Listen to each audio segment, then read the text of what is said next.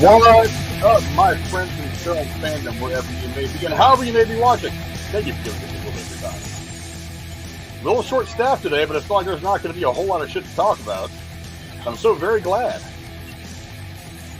to have my good friend, my hetero life mate, Jeremy, here to go over all the with me today. What's going on, brother? My hetero life mate, Jeremy, here to go over all the with me. As I've got all my shit. Okay, so I've got a lot going on at one time.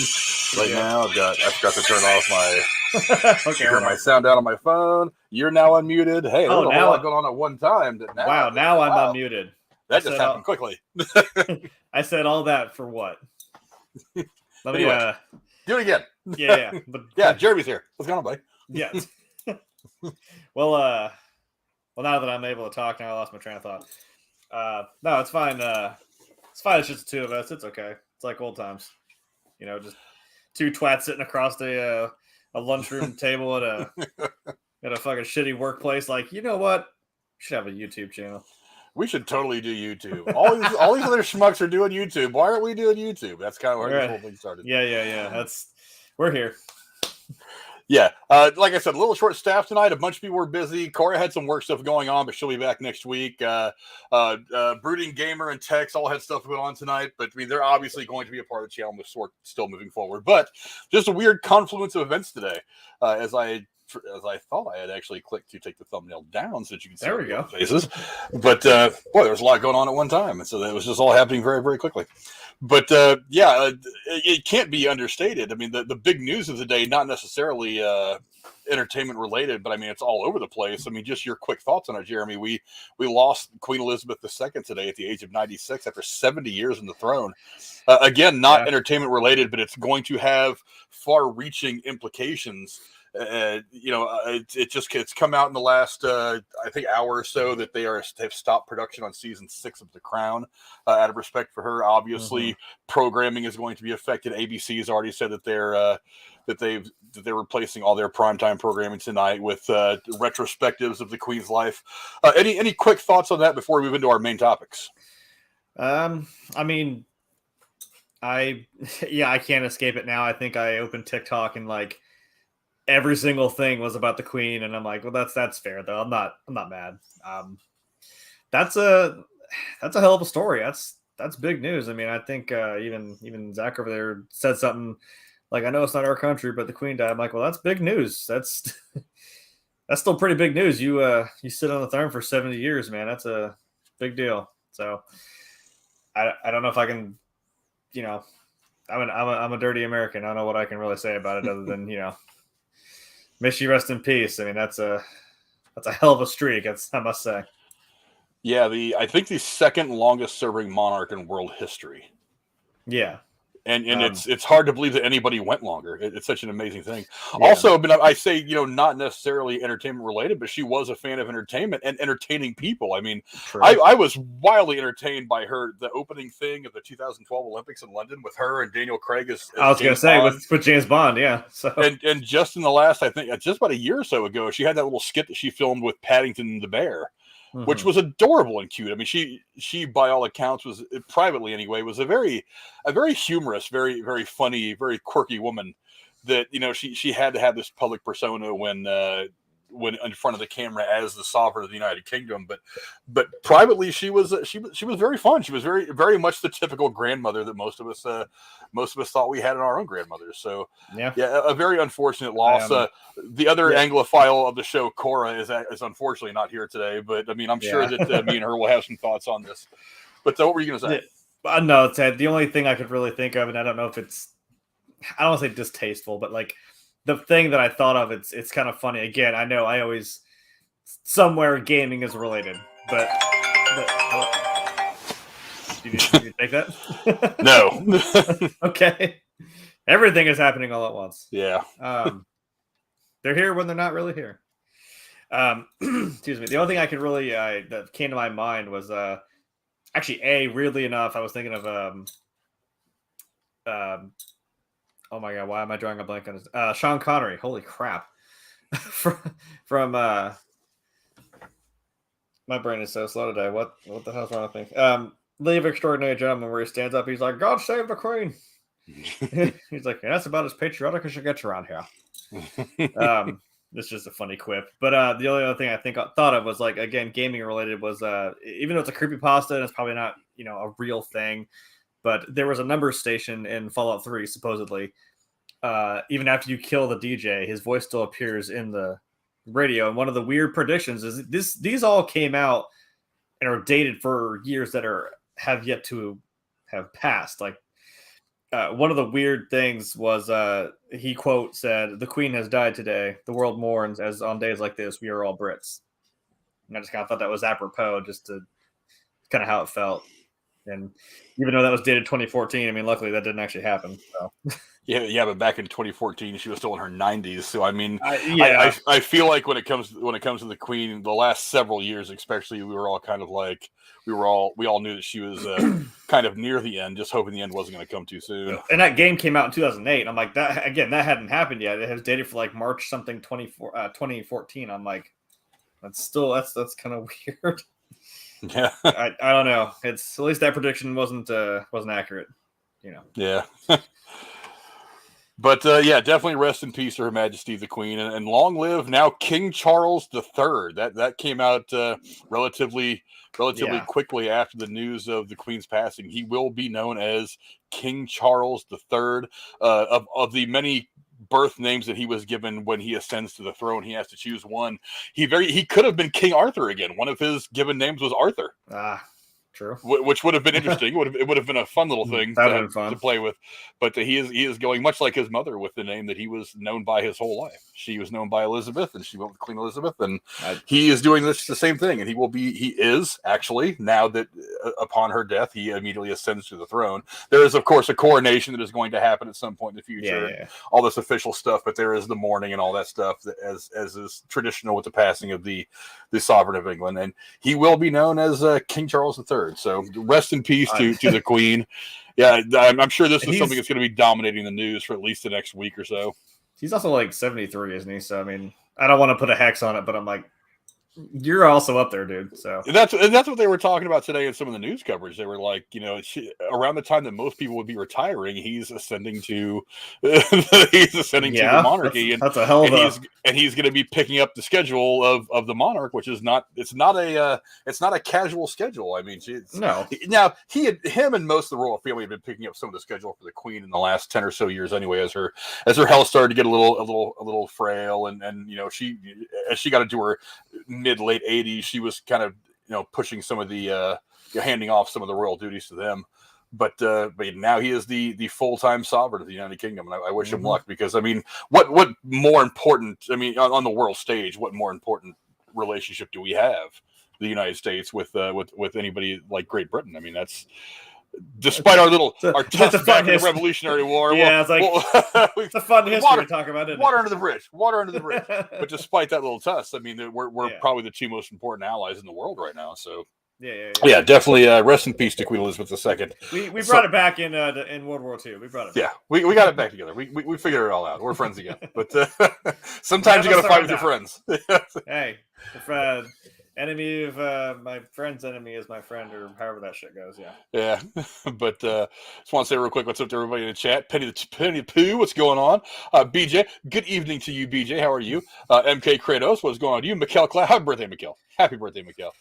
Let's see, Frederico, what's going on, Frederico? Good to see all of you guys here. Now, I think it's about time that we get on to our big stories of the day. Now, I'll be reading these, of course, because Cora's not with us today. And the first one is the GameStop memeing is now getting its own movie for some reason. Principal photography will begin in October on Dumb Money, which tells the story of fortunes won and lost overnight in the David versus Goliath GameStop short squeeze that may have ended up changing Wall Street forever. After signing onto the project in April, Craig Gillespie has lined up an all-star cast of familiar faces to the director. Sources tell Deadline that Paul Dano, get this list of people: Paul Dano, Seth Rogen, Sebastian Stan, and Pete Davidson are all on board for the Black Bear's production of Dumb Money. This is an adaptation of Ben Mesrick's book, The Antisocial Network. It offers a gripping portrayal of how a loosely affiliated group of private investors and internet trolls on a subreddit called Wall Street Bets took down one of the biggest hedge funds on Wall Street. firing the first shot in a revolution that threatened to upend the establishment. This is something that's fairly recent. I'm not surprised it's getting a movie made out of it. I got to kind of wonder exactly how you tell this story. Jeremy, what are some of your thoughts on the GameStop meme controversy getting its own movie and the list of actors that are attached to it? I mean, that's a pretty A-list group of actors, but I'm just like, does just like everybody get a movie now? I don't know. Are we just Oprah, you get a movie? I don't know. Yeah, that did happen kind of recently, I guess. I don't know. I mean, I don't know how you really tell that story. Yeah, I guess.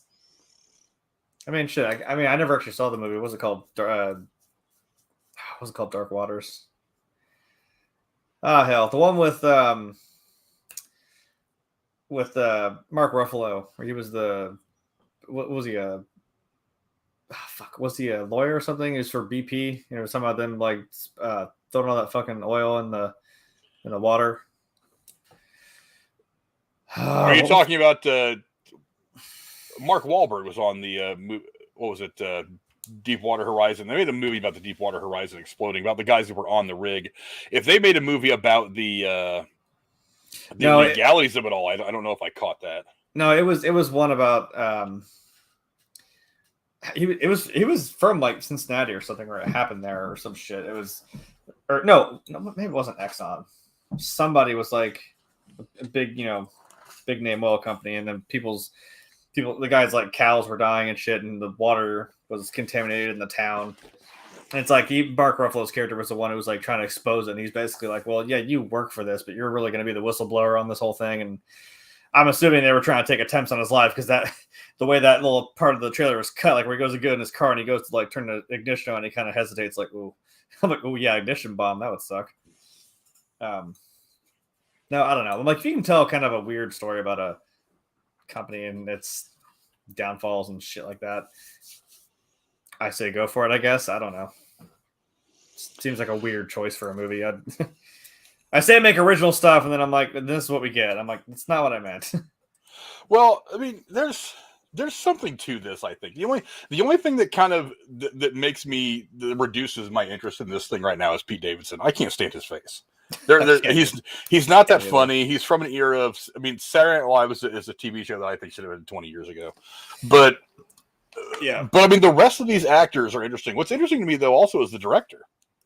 The director is the guy that he worked with Sebastian Stan on another project recently called Pam and Tommy. And I don't know if you guys, I don't know if you watched that or not. No. But now I'm not entirely sure how. Well, we all watched it. We all saw it back in the day. But yeah, we all saw it. But I'm not entirely sure that movie was that show was historically accurate. But at the same time, it was quite fun to watch. So, I mean, could it be entertaining and informative? Yeah, I think it could be. Again, the only thing that kind of turns me off about it is Pete Davidson. But I'm willing to give this a shot. If it's going to be, I don't remember if I read if it's going to be a series. No, it's going to be a movie. Okay. I think this might work better in a series the way that Pam and Tommy did. I think telling it in a longer form might do better. But I mean, I'll give it a shot. Like I said, I mean, this director worked with Sebastian Stan on Pam and Tommy, which I found very interesting to watch. It could, and let's see, what the hell, Seth Rogen. He's actually branched out into some pretty decent acting roles of late. Yeah. It's like, because for the longest time he was, his character in 40-Year-Old Virgin or Knocked Up or stuff like that. Yeah. It's stuff like that. But he actually can act. Look, he acted the shit out of his role in Pam and Tommy. It's like that. It was like he could have just gone out there and just been goofy Seth Rogen, but there was some moments of dramatic acting in there that were actually fairly impressive. So I don't know. I think it's got potential. Also, I looked it up. The movie is called Dark Waters, which is weird because I thought that was the name of that horror movie that was based about the girl that got stuck in that water tank on the hotel. Mm-hmm. I thought that maybe there is one with the same name. Who knows? No, it was called Dark Waters. It was in 2019, and it's about DuPont, not every other company that I listed. No, it's about DuPont. Sorry, which that's a whole story in itself. The DuPont family's got a bit of a history. It's bad. Yeah, no, it looked like an interesting movie. That's what I was trying to remember. Yeah, but I don't know. I'm intrigued. I'm intrigued. I'll give it that. Like I said, I don't know. But trailer comes out, the trailer could be fire. I mean, the trailer could be fire. The movie could be a dumpster fire. True. But look, it's the whole situation is kind of odd. It's unique. It's new to everything that we know about finance and the way the world works. So it'll be interesting to see how they break it down and explain it kind of in as it actually happened. Yeah. But I don't know. It's like I said, it's got potential, and I'm willing to give it a chance. I guess did we expect the there's gonna be an asterisk at the end of this. It's not like you couldn't make a movie about the creation of Facebook and still make it riveting. It's like, oh, okay, this is yes, Mark Zuckerberg is actually a fucking asshole. Yeah, I said it. He dicked over Andrew Garfield's character, and Justin Timberlake's character did him dirty too. It's like, yeah, even though my asterisk is I got really bored and I walked out of the movie because I'm like, Christ, am I gonna stay there for like fucking 4 hours watching how they made Facebook? But I mean, I eventually got to watching it. It is an interesting watch. Yeah, but I don't know. Go down in the comments below. Let us know what you guys think. The GameStop meme event, whatever it was, is getting a movie, and it's apparently they're taking it seriously. And this is going to be something that goes straight to video. This is something that's actually getting a legitimate treatment in a film. So it could be interesting. Now, Now, another question that pops out to me is it going to look like The Big Short? Because I don't know if you saw The Big Short or not. I thought it was an interesting movie. And they kind of went out of their way and took these weird little breaks to kind of explain what was going on for laymen like me, for morons who didn't quite understand how the stock market and that kind of world works. They did take little breaks here and there. And they were kind of fourth wall breaks with different actors and actresses to kind of explain what was happening at the point in the movie. I thought that was actually kind of fun. And it made the movie more enjoyable for me. But is it going to be something in that vein? That's my question, because I thought The Big Short was an interesting film. And I don't know. Go down in the comments to let us know what you guys think about the GameStop meme stock movie. Now we'll be moving on now to somebody who a blast from the past from Jeremy's favorite decade. Someone who I'm very happy to see making a comeback. We can at least agree on that, right? Come on. Darren Aronofsky's The Whale doesn't have a trailer yet, but the overwhelming response to star Brenden Frasier following a screening of the psychological drama at the Venice International Film Festival is better promotion than any sizzle reel could buy. In a pair of videos posted to Twitter by Ramin Setoda, the editor-in-chief of Variety, the cast and top creative team behind the upcoming tearjerker can be seen reacting to a 6-minute standing ovation after the film's premiere on Sunday. Per Sedota, Frasier sobbed throughout the celebration and tried to leave, but was forced to stay thanks to the raucous applause. Now, look, I have always loved Brenden Frasier. I think he has been in everything he's been in. He's been good, and for those of you who don't know, he's been through some personal stuff. I'm not going to detail it here. You guys can go look it up. It's out there on the internet. And so it's fun to see him kind of maybe going through a bit of a resurgence. He's on Doom Patrol for DC on HBO Max, and people love him on that. He's been in some other stuff, but this might be the role that puts him over the top. Not only that, coming out of Venice, there are some people whispering about a Best Actor nomination for him. They're like, this might be, they said if the buzz continues like this, that at least a nomination is probably a certainty. I mean, Jeremy, like I said, Brenden Frasier is a guy that both of us have loved for a long time. He's been in all kinds of great movies. What do you think about what you're hearing from The Whale so far, and the idea of Brenden Frasier making a comeback? I mean, I've said it before, we all love a comeback story. We see people succeed, we see people fail, we see them struggle, we see them come back. Sometimes they don't. And you know what? Honestly, I'm here for this. Like that, if that little clip of him getting the standing ovation and him just overwhelmed with all of his emotion, if that doesn't just sum it all up, that's all of us behind this man. I don't know what else to say. I'm excited because I seriously wondered for a while, what the hell happened? Where did he go? And I kind of was worried that was going to be it. But I mean, here we are. Even I think even I saw a tweet from The Rock that said that too. He said, I want to thank Brenden Frasier for welcoming me into his, Mummy franchise. It was like his first role that started off his Hollywood career. He's like, and I'm glad to be seeing this, keep your head up. I was like, yay. Yeah, it's hard, especially if you know his story and some of the stuff that he's been through. It's hard not to root for him. I mean, a little bit of it is he met someone, got married, had a couple of kids. They separated. He ended up, for whatever reasons, paying $1 bajillion a month in alimony, and he was trying to deal with that. Well, it ended up slipping into depression, and then obviously the dad bod caught up to him because he can't be that young swashbuckling guy from The Mummy forever. Or George of the Jungle. He was George of the Jungle. Yeah, he can't be that cut forever. As you get older, the love handles start to creep in whether you want him to or not. But and for the longest time, he just wasn't around. And then he slowly kind of crept back into some independent stuff and eventually got into Doom Patrol and now and some other stuff and movies like this. And people are starting to remember that he is actually very, very good at what he does. So it's nice to see him kind of come into this again, this kind of renaissance of what could be a second kind of turn of a career for him.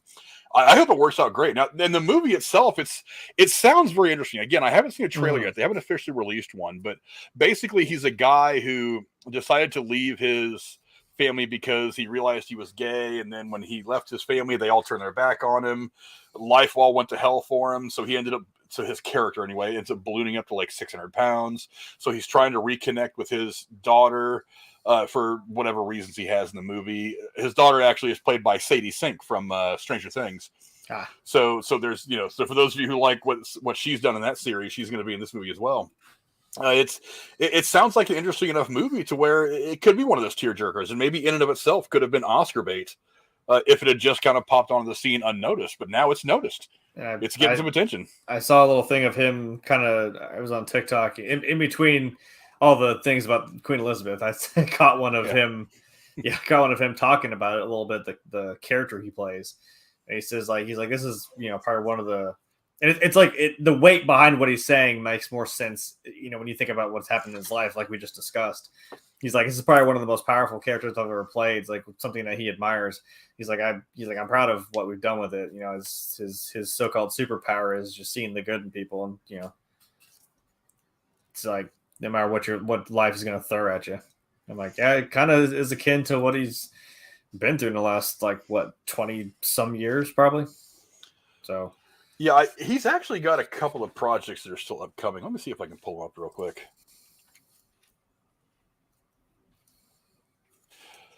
Because I was the other day, and he's got, I think, 3 other projects that are coming up after this, and I think one or two of them is in post-production.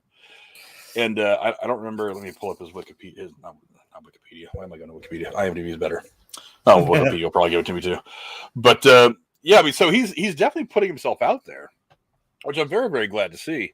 We're all right there with you, man.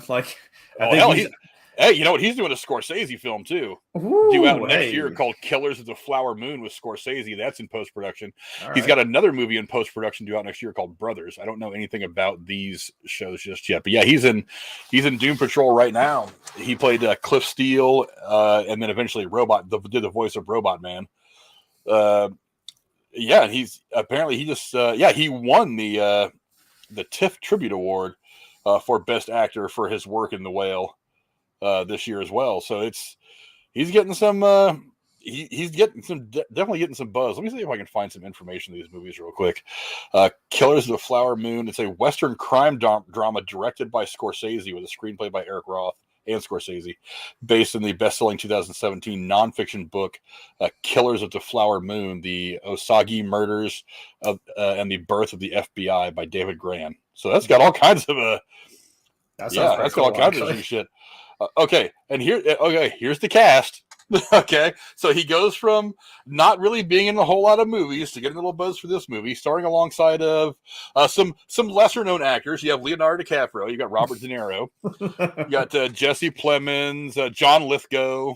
Wow. Yeah, so it's not. Yeah, Barry Corbin is going to be in it. I mean, it's it's like, yeah. So from the frying pan into the fire. I mean, he's going from one potentially Oscar-worthy movie to another. But the premise is the murders of the Osage, Osage or Osage, O-S-A-G-E. I'm thinking it's pronounced Osage tribe in northern Oklahoma are murdered under mysterious circumstances in the 1920s, sparking a major FBI investigation directed by a 29-year-old J. Edgar Hoover and former Texas Ranger Tom White, described by the author as an old-style lawman. And Frasier plays W.S. Hamilton. Okay. So there's that, and I don't know if it's got anything about this other movie or not. Let me see what it's got.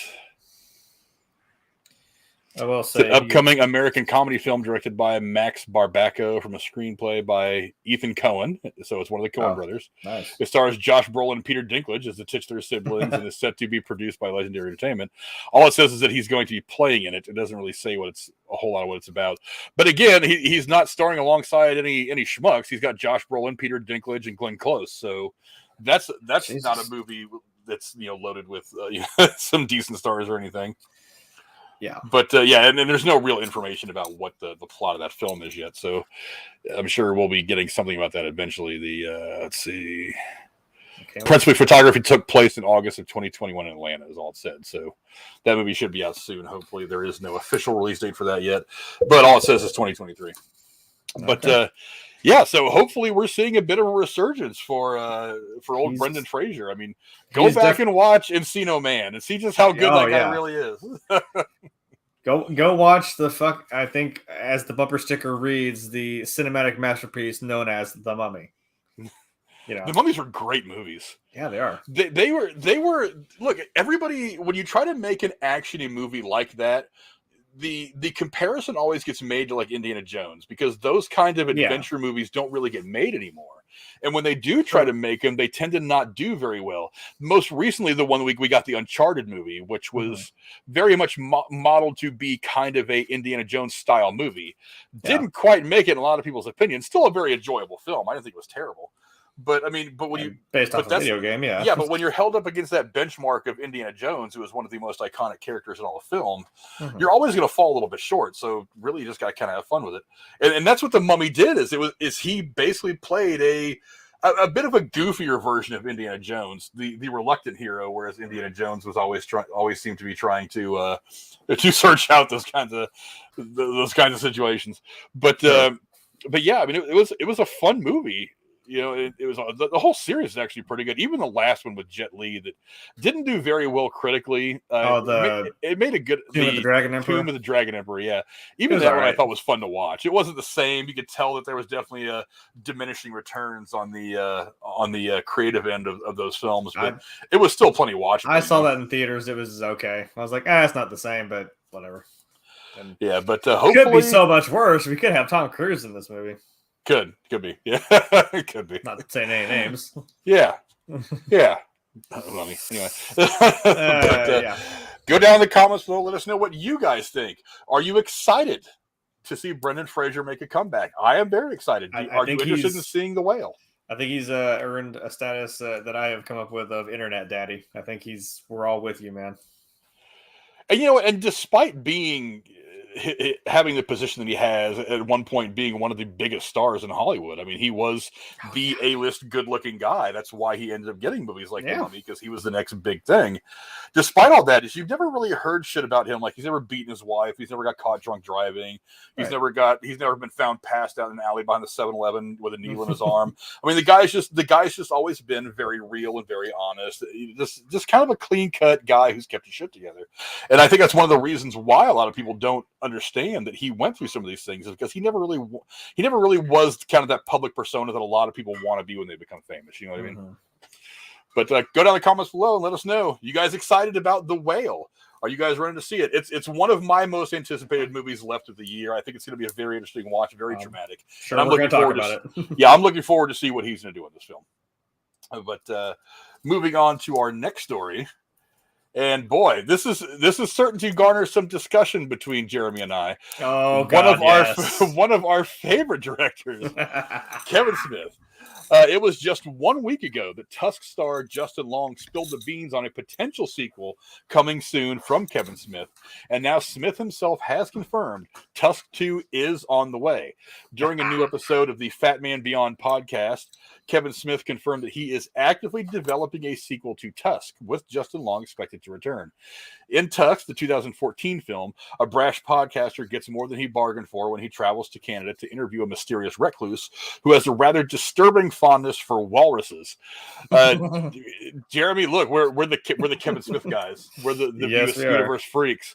A lot of people, just casually, I have them right here. A lot of people, even some Kevin Smith fans, were not fond of Tusk when it first came out. But I think over time, people have come to look at it and say, Fake okay, fans. we respect that Kevin Smith has branched out from the Jay and Silent Bob stuff to stretch his legs a little bit as a filmmaker. And I think over time, people have realized that Tusk is actually a much better movie that's gotten credit for, both on the suspense side and a little bit on the effects horror side. Yeah, there was a good amount of Kevin Smith style humor in it. But I mean, it was a very intense, very suspenseful film with it had that little bit of horror in it, and we haven't really seen Kevin Smith dip into the horror thing much except for Red State, which that movie a lot of people didn't like either. And that short, they had was it like a collaboration of like they made the horror movies based on different holidays, and he was the one that did the Halloween one. With his daughter. That's maybe the only other like. That was the one he directed was for that movie was the Halloween horror short film. But yeah, other than that, no, just our view of Skiniverse. That's what we got. Not I didn't want to say. I mean, I say it as a joke when I say fake fans. I'm like, look, I don't know.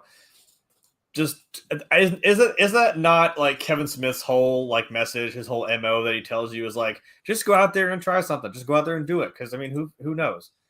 He's like some two pairs of idiots from fucking Jersey that stand up against a convenience store smoking weed and playing out of a boombox. Did you expect that to blow up? No, but hey, he fucking did it.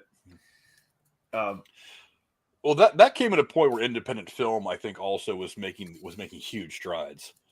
That's fair. And so I think it was like I think really your generation and mine, we have been very, very fortunate that independent film kind of blew up when it did, because there were plenty from the 70s and 80s, but it really was like that 1995 on. Mm-hmm. About the time when Clerks came out, that people were starting 94. To go to these kind. They were really looking at these art house films, because other films have become very formulaic. I mean, it's like the action films were fun, but it was like okay, it was half naked girls, explosions, one liners. There wasn't a whole lot that was coming out that was really same with horror movies. They're all kind of the same. Yeah, the dry spell there in the 80s. Yeah, there was nothing that was 90s. Really. There was very few films that came out and dazzled anybody at that time period, like a Schindler's List or something like that. So what they did was they ended up stumbling into the art house theaters, where they were finding stuff like Clerks. They were finding stuff like. What's the other one I was thinking of? Heathers, to an extent. Heathers, like kids, movies like that, that were made for basically bus fare and just some guy with the cheapest camera he could find and whatever film he could afford, and they just threw together this thing that was real. Yeah, The Room, like things that were put together. They were honest. They were grounded. They were movies that felt like that existed in the world. That those exist in the world that we exist in as people. Yeah, and I think it's been fantastic that it gave people like Kevin Smith a voice and helped them grow the way they have. I mean, we may not have Jay and Silent Bob had the independent film movement not happened in the mid '90s. But yeah, as far as Tusk is concerned, I'm really into this. I think Kevin. I'm here for it. Yeah, I think Kevin Smith. It's right there. # Walrus. Yes. Again, definitely Walrus. Yes. Let me go bring up the article for it real quick. I have it in here somewhere. After my computer catches up with me with what I'm doing.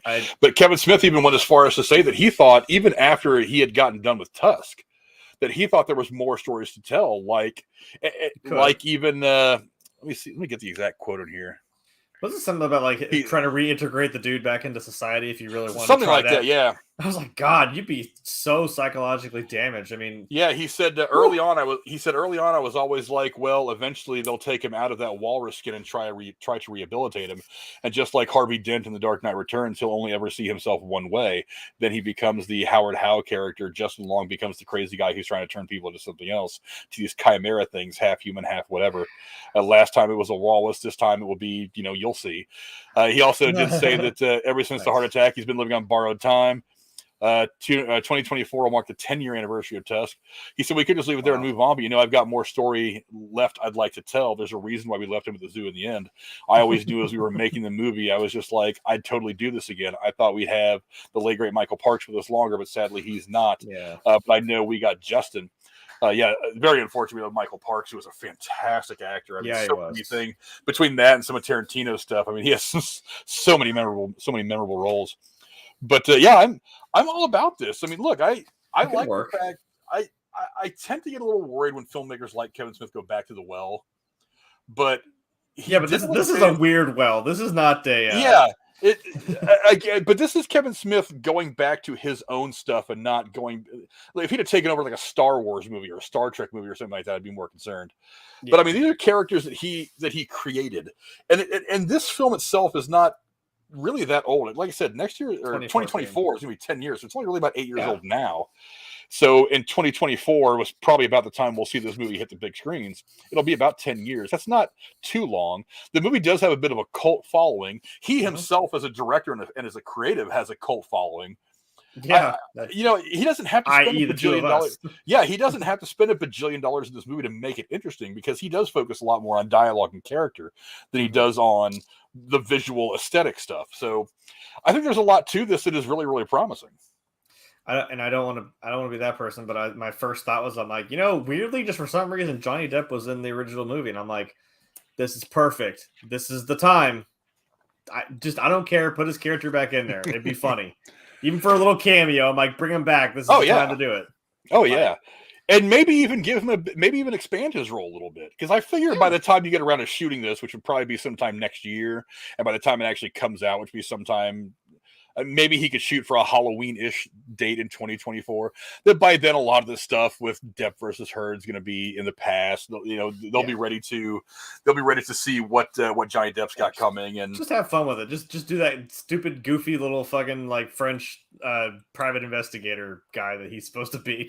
Why not? I guess I literally just watched it right before I came on here, and I showed it to Rachel, and that was. She hadn't seen it. I'm like, well, if you want to make context of what we're going to be probably gushing over on the show, it's that. And I showed her the song of Tusk, and I will quote Kevin Smith. It is a spooky fucking song, man. Another thing that I like about it is that he said this is going to be very different. I'm not just going to make a sequel where he's still in the suit and crazy shit happens. This is going to be very different. It's going to be about him coming out of the suit. He even alludes to maybe Justin Long being the villain, the Michael Park character, who wants to try to turn people into crazy shit because this situation has really fucked him up. So it is interesting to me that you're going to see like the whole hurt people kind of aspect, is how he himself was severely traumatized by this, and now that trauma is going to be passed on to whoever he wants to go after for whatever reason.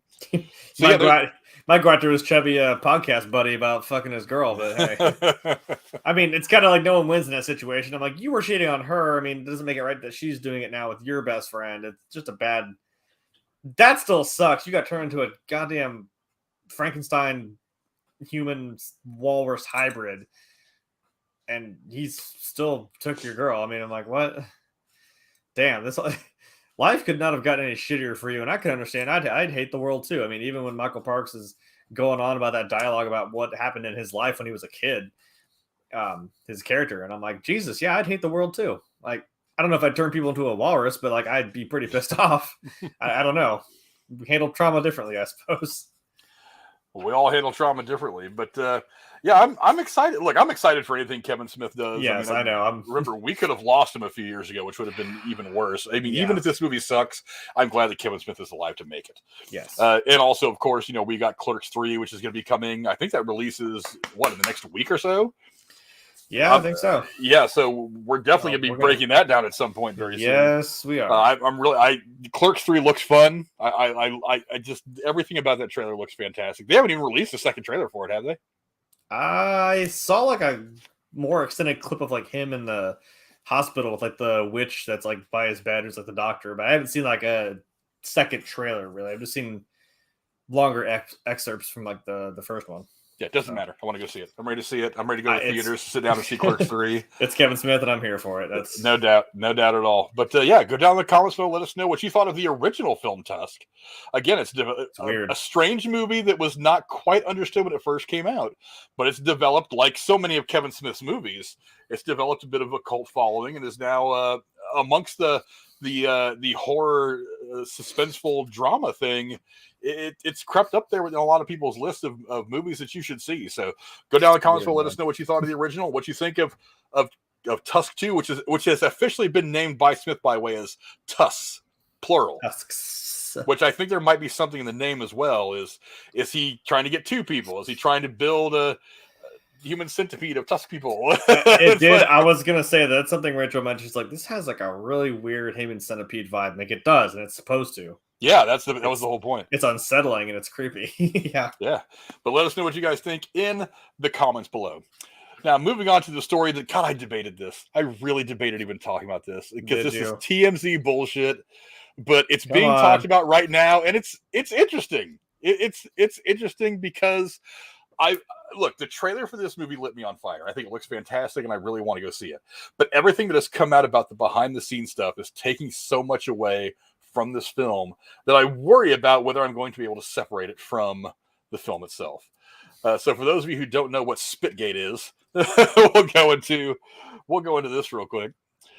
It was just actually Harry Styles didn't waste any time addressing a viral video from the Venice Film Festival in which he seems to spit on his Don't Worry Darling co-star Chris Pine.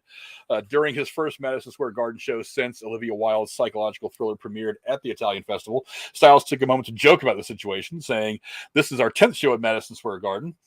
It is wonderful to be back in New York. I just popped very quickly to Venice to spit on Chris Pine, but fret not, we're back."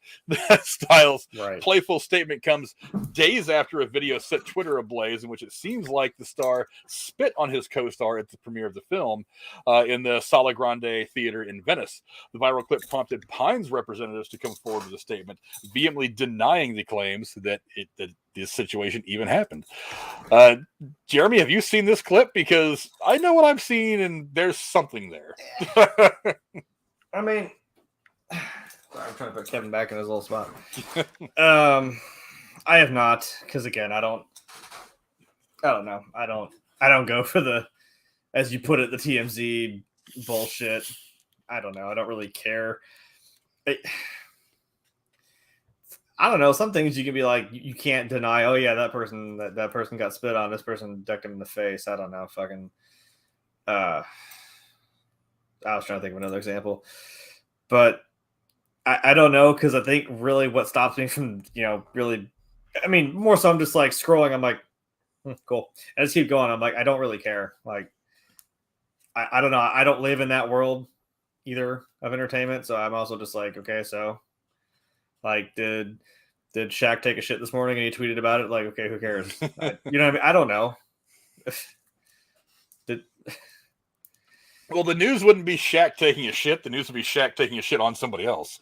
It's like, so okay, fair. It's not did Harry Styles spit. It's did Harry Styles walk in and spit in the lap of Chris Pine. Here's what. Look, I wasn't there. I know what the video shows me. You can't really visibly see spit leaving his mouth, but he does purse his lips up a bit, like you would do when you're about ready to hock a big fat loogie. And the part that gets me though is there is a very clear reaction by Chris Pine, like something happened. Well, even if you just did that motion to me, I'd be like, hey, And for a minute, it looked like Chris Pine was trying to decide, do I play this off like nothing happened, or do I strangle this fucking guy in front of all these people? Like he was like he for a moment that look came over his face like, I can't. I want to injure this motherfucker badly, but there's cameras everywhere. There's people everywhere. We're in the middle of this world famous theater. Captain Kirk was about to double fist fucking Thanos' brother into warp drive, like fucking. No doubt. But again, I mean, it's just one of many stories that has come from the production of this film. It's like you have the stuff between Olivia Wilde and Shia LaBeouf. Did he quit? Did she fire him? What was the real thing about that? It now appears that Olivia Wilde blatantly lied to reporters about why he left, because Shia LaBeouf kept his fucking receipts, kept a lot of correspondence between the two. So that directly contradicts some of the things that she said publicly. There's stuff about Styles and Olivia Wilde apparently doing a little bit of bumping and grinding in the back, in the trailers and between takes, which of course did not go over well with Florence Pugh, who I guess was dating him at the time or something. I don't fucking know. It's just it's stuff that only happens in Hollywood on a Hollywood. Yeah, it's stuff that only happens on a Hollywood set. You know what I mean? Yeah. But what really, like I said, what really bothers me about it is like the film itself has gotten some cool reviews. They're not fantastic. There's some people that have said that the movie itself is not great, but the performances are. Okay. There are some say that the movie is actually quite good. There are some people that say that Florence Pugh is kind of the star and everybody else just kind of middles along.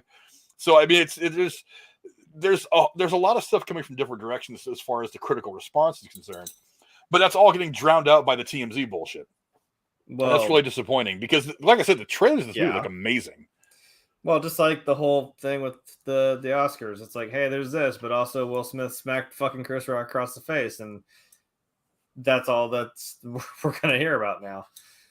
I don't know. Just seems like one kind of insignificant thing happens that kind of overshadows the whole thing, which is dumb, but whatever. Make your press, make whatever the fuck you want out of it. I don't care.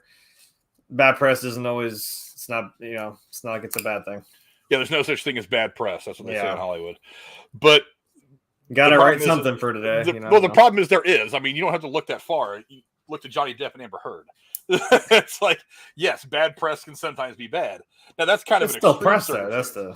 That's kind of an extreme circumstance. I mean, it's not all like that, but at the same time, it feels like this is getting there. It feels like with one story, because like the Shia LaBeouf stuff was one thing. I mean, that was kind of bad enough in and of itself because he exposed her for being a blatant liar. I mean, I don't know if you're familiar with any of that, but like he said that he had quit. She said, no, I had to fire him because he was being difficult. And then he was just like, oh yeah, motherfucker, here's these emails, here's these text messages where you were begging me to come back, begging me not to leave, saying that we could find somebody to work it all out. And I was just like, no, I don't want to be here. So now you're going out there saying I fired him because he was difficult. And he's like, bitch, here's my receipts. Don't make me embarrass you. Yeah. And then to top it off, it's like, and then again, it's just one thing after another. Then it's like the whole sleeping around thing. Then it's the feud with Florence Pugh or whatever the hell is going on between those two women. It's like, it's one after another. It's like, what the hell was going on? Was the producer not on set at all? Because the director makes the film, but the producer is the one that really controls the actual day-to-day operations of the set. Mm-hmm. And I'm like, good God, was there not a producer there that was looking at her and saying, hey, stop sneaking over to Harry Styles' trailer between takes. We need you to get this shit done because we've invested money and time into these people, into this production. We want to make some money out of this. So let's work on the art. And then after we've wrapped the film, then you can go do whatever the hell it is you're going to do with Harry Styles in the back. Right. But I don't know. Like I said, I generally try to avoid the TMZ shit, but I mean, this is just something that's been blowing up the internet for the last couple of days. Olivia Wilde, she's not a bad filmmaker. I don't think this is going to help her reputation at all. I mean, she's made a couple of films that a lot of people have really, really liked. But, I mean, her image is not great. And to top it all off, do you remember a few months ago at CinemaCon, she got served with those papers? We talked about that on the show, where the guy walked right up to her and served her with the custody papers from Jason Sudeikis. You remember us talking about that? I think so. It came out recently that the reason why he served papers then and there was because she had been ducking him. Right. So now you can't. Yeah. Yeah. So like she had been finding ways to not get served these papers. So the guy was just like, I know you're going to be on stage at CinemaCon. I'll walk right up to you on fucking stage and hand you these papers if this is the way you're going to be. And that doesn't make her look good either. Because I felt, I mean, I still do feel like that was a pretty shitty situation to put her in, mostly because I'm afraid that if that guy can walk up to her and hand her an envelope, that anybody could have walked up to her with a gun or a knife and done some serious damage. So I have security concerns stemming from that. But at the same time, I'm like, she played a part in that situation by obfuscating her responsibility, her legal responsibilities. That maybe she should have just gone ahead and got served the papers when she was at her home or her office and been done with it.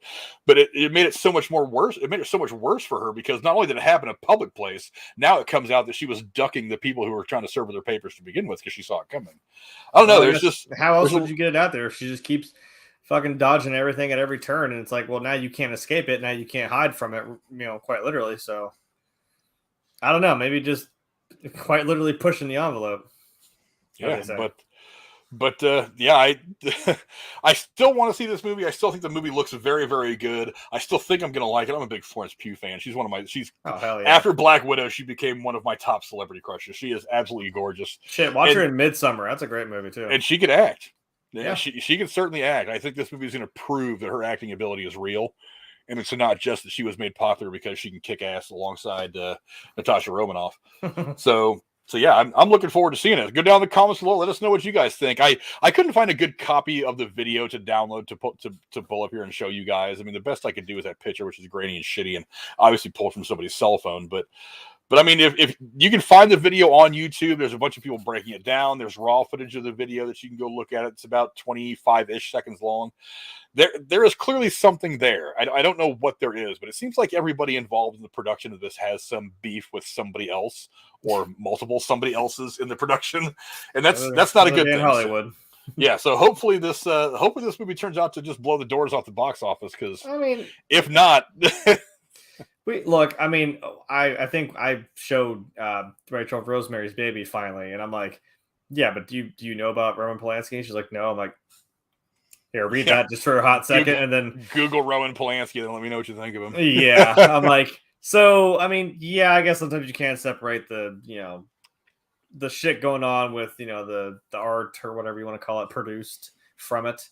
I'm like, yeah, you still watch. It's still a good movie, classic horror movie, but when you know who directed it and what that person was into, it's kind of a big oof. But I don't know. Yeah, but go down in the comments below. Let us know what you guys think of Spitgate. Did he do it? I think he probably did. Put a poll up. I don't give a damn. Yeah, what do you guys think of all the chaos surrounding the production of a movie that a lot of people have been really, really excited to see and has gotten some tepid reviews, but a lot of people said it's a good movie to watch. Let me know what you guys think in the comments down below. Now, switching over to the superhero side of things. Oh boy. Maybe not some good news for Marvel and the fans of Thor. Or maybe it is. It appears that Taika Waititi's first major studio film, that was Thor Ragnarok, a movie that successfully took the two most boring and, more importantly, lowest grossing Avengers and revitalized them with a broadly comedic touch and more than a bit of sci-fi imagery. It quickly became one of the most acclaimed Marvel Cinematic Universe films, an enormous hit, even by the standards of the biggest franchise in the world.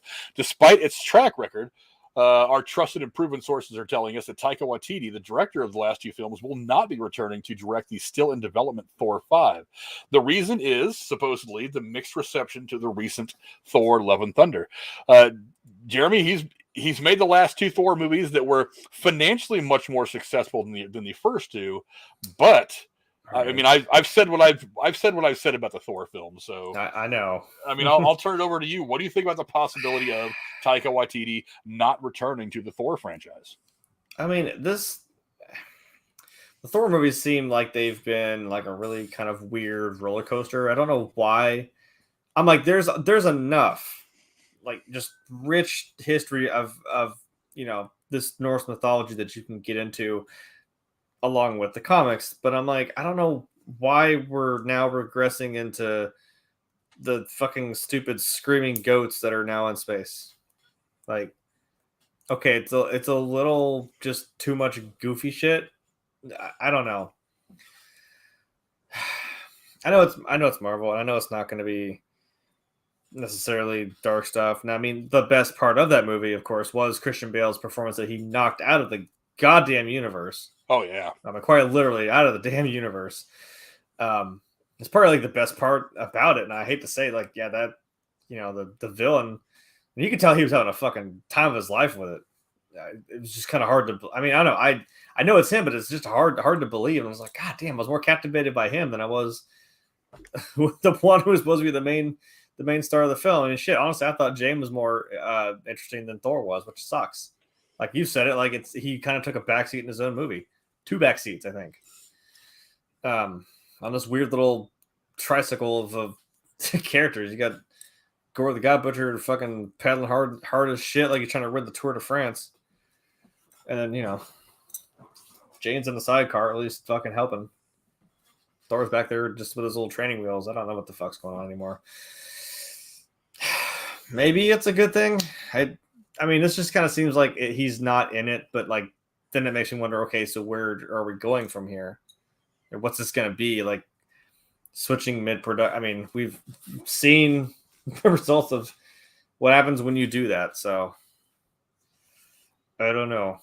Maybe it won't be all neon colors and goofy shit. I honestly, if you were going to commit to it, I thought we were going to commit to that badass like leather vest he had, like some 80s like rock hair metal theme. I was like, all right, and that was gone. I'm like, okay, well, it's fun for the 10 minutes it lasted, and then never mind. Yeah, the best thing he did in Thor: Love and Thunder was he got rid of Fat Thor and brought back Badass Thor. I think they said this is like the heaviest he'd ever been in the Thor movie. Like, I mean, just bulked up wise, like Chris Hemsworth.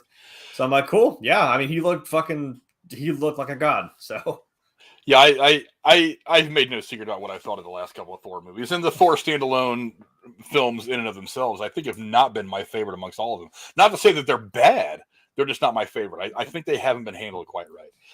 But look, you guys see it right there. I agree. Twist this the right way. That way. Bring back Kenneth Branagh. Look, I was not a big fan of the first Thor movie. When it first came out, I thought that maybe they had rushed it a bit just so they get to the Avengers stuff. But they were just like, let's introduce the characters, we can go to the Avengers. After watching the last 2 Thor films, I have a whole new appreciation for that film.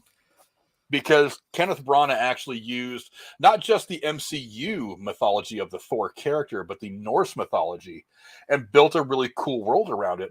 Mm-hmm. Not quite as good as was built in Black Panther, but still something that fit the character very, very well. The second film, not so good. I think did Scott Derrickson do that one? I don't think that was Kenneth Branagh. But the second film, while not as good, still tried to hold true to the Norse mythology, or at least stay true to the character. Maybe they got away from a bit of the mythology, but they still handled the character a lot better. Mm-hmm. The Love and Thunder and Ragnarok, they were just a big joke.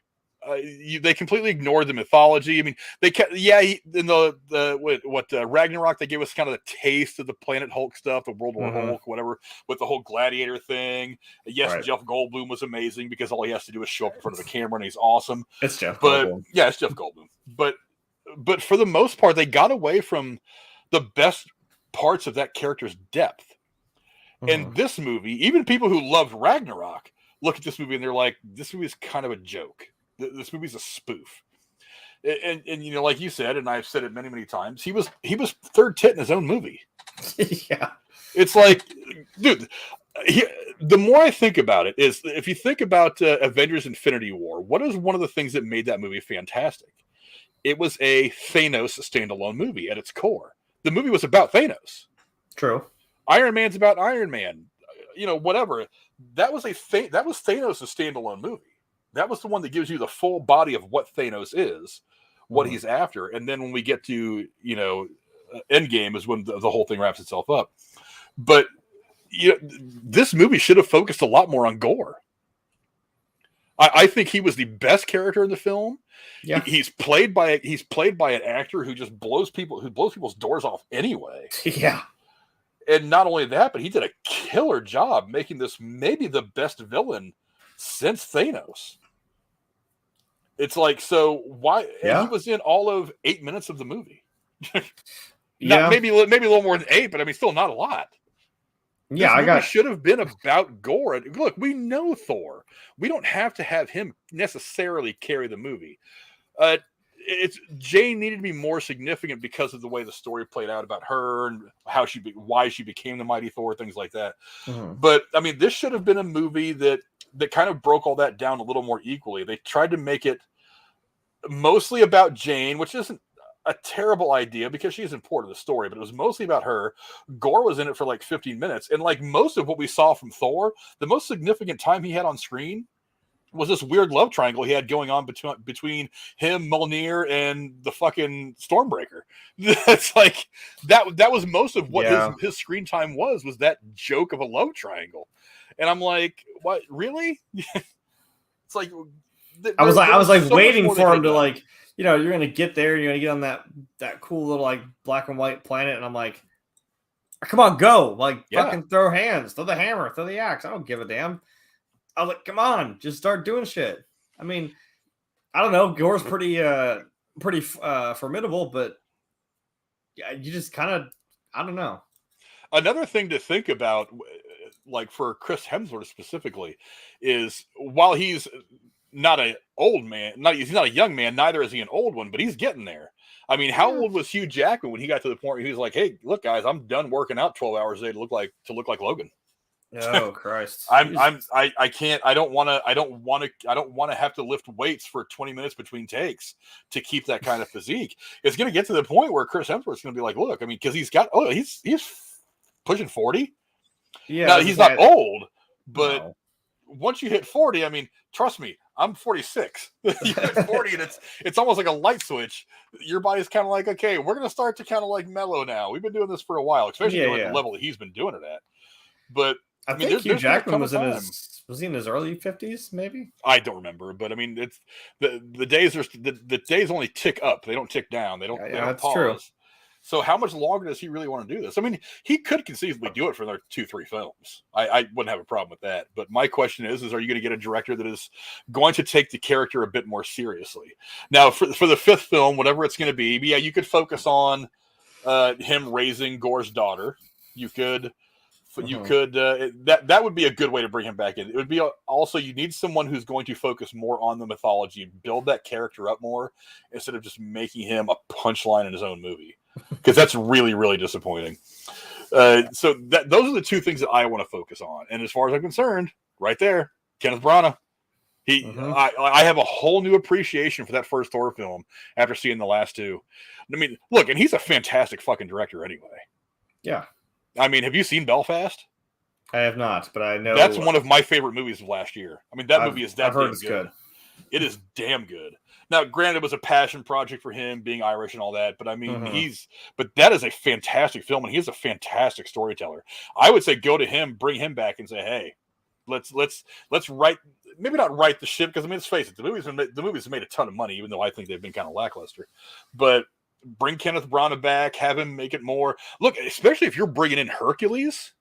Yeah. I mean, how could you can't ignore this mythology and have Thor and Hercules in the same fucking movie. Yeah. You're going to have to find a way to fold some into the storytelling and to make it work really, really well. And I don't know that Taika Watiti is the guy to do that. I kind of worry that I was excited. I'm like, oh, we're going to have Hercules and Thor probably throw down. I'm like, cool, but I don't want it to be just a meme fest. Yeah, that's what I'm saying. If you're going to have these two guys go at it, then it needs to be done just right. It needs to be a battle of gods.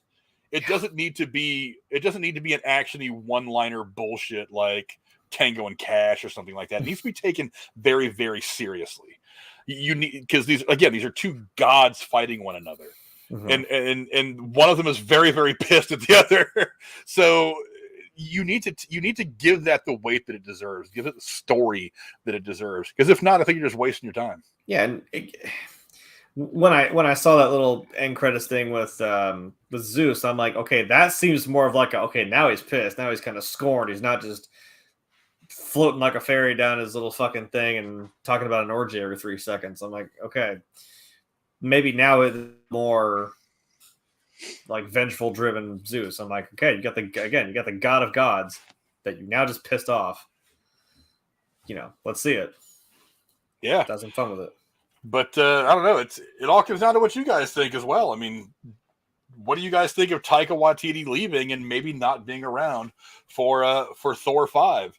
I personally think it's a great move. I say bring back Kenneth Branagh. Yeah. I say run to him right now. Run to him right now. Yeah. And try to secure him for Thor 5 because again, it's just now in development, so it's going to be probably 3-4 years before we see Thor 5 anyway. Because Marvel's got a lot going on right now. They're spitting out projects left and right. They're putting a lot more emphasis on the Disney Plus shows and stuff like that. And they still are trying to. Well, I'm sure they figured it out, but they're still trying to put it out to us exactly where the MCU is going. So I don't even know what we're really doing right now. Yeah, I'm not sure. I'm still not sure what direction the MCU is going in anyway. I'm like, so what's the big what are we going towards? I don't really quite see it yet. We're just we're branching out, but into the wind. I don't know where this rabbit hole goes. I think we'll see that in a couple of months once Black Panther comes out. I hope so. Hopefully Black Panther will give us the ideas to where the entire MCU is going. Seems like a lot of Namor, so I'm like, okay, that's a cool angle to explore, but where are we going? Yeah. You don't throw the Eternals at me and then be like, so anyway. Yeah, it's taken us an entire phase, and we're not even really where we thought we were going to be. I mean, we were balls deep into phase 1. We didn't quite know about Thanos yet, but we had a couple of the Infinity Stones already, and we were kind of putting the comic book smart people were kind of putting it together. But now we're kind of like we got to Ultron and Thanos. Yeah, we don't really know what the direction is. So hopefully we find some direction soon. Hopefully that involves Thor, and hopefully it involves Thor and us exploring the mythology of the Greek god a little more. And it's not just a big joke fest. That's what I'm saying. But go down in the comments below. Let us know what you guys think of Taika Waititi possibly not returning. Now, again, this is just a rumor. It's just a rumor he's not returning. Yes. All I'm saying is I'm all for him not returning. Can I play the clip of Hawkeye? Don't do that. Don't give me hope. Don't do that. Don't play with my emotions like that. But let us know what you guys think about Taika Waititi possibly not returning for. I don't hate the guy himself. I'm just like, maybe don't. This isn't something you maybe need to do. I don't know.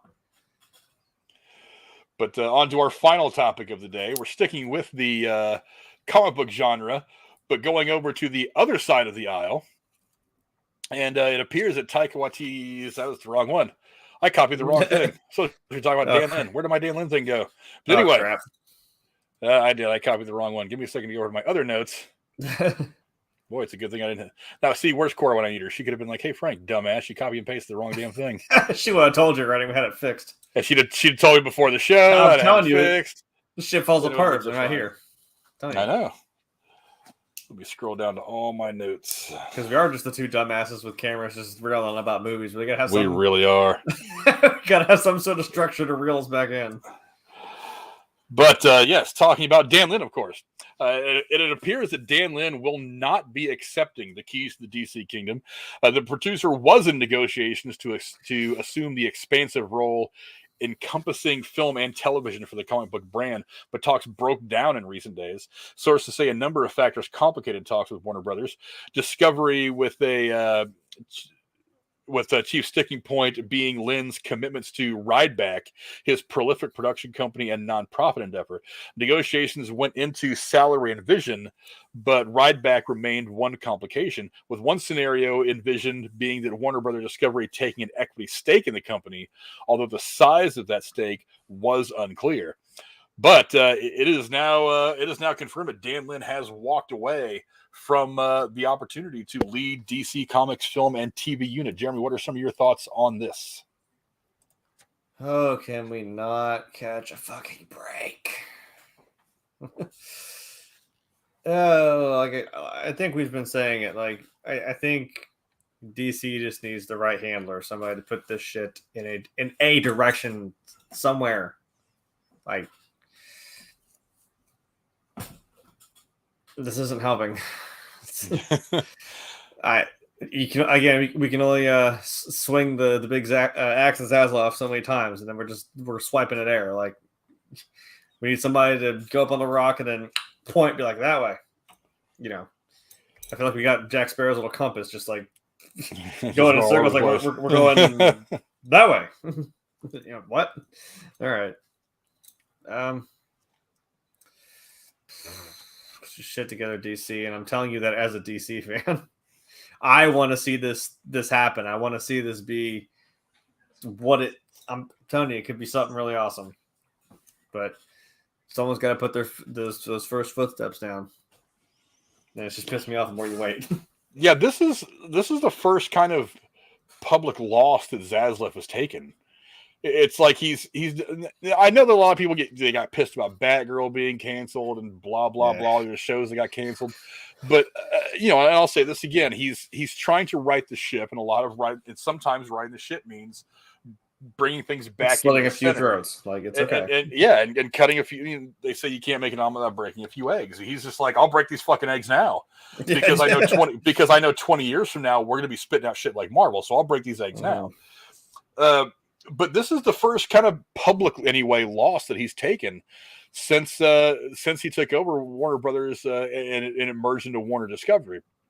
Look, I'm not saying that there isn't anybody else out there that could do this. I mean, there are names. We're not lost in the dark. I'm just saying, somebody fund the damn flashlight. But I do find it interesting that anybody. I mean, because I've heard that they threw a number at him, something like $300 million. Woo. Which, I mean, look, if you throw me $300 million to do anything, I'm like, oh, okay. here's my account number for direct deposit. Yeah, for real. But yeah, this is kind of the first big public loss because part of swinging the axe of Zaslav is also turning it over, using it as a hammer to build something. Yeah, it's a two-sided. He's demolished 75% of their portfolio. Maybe that's a little much. Maybe it's less than that. But I mean, he's obviously demolished a lot of it. Now it comes the time to build back up, and he knows to do that. He needs to have somebody with vision and focus and an idea that matches his as to about where this stuff is going to go creatively. And Dan Lin could have been that guy. I mean, he's somebody who worked under Kevin Feige several times, someone who Alan Horn really liked. Mm-hmm. Alan Horn is the guy that gave the name Dan Lin to Zaslav and said, "Hey, this is the guy who could be the Feige. He could be that guy." And so, yeah, this is kind of a big loss. Now, again, for those of you who don't know how negotiations work, just because this guy has walked away from negotiations doesn't mean that they won't re-engage talks at some point. Yeah, and B, it could be a tactic. Maybe he's like, 300 million is not enough. Maybe I want 4, and that could be it too.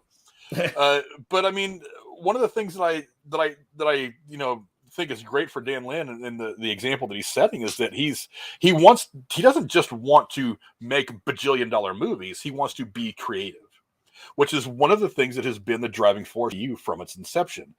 Is that Disney and Marvel and Kevin Feige have given the creatives the opportunity to tell stories.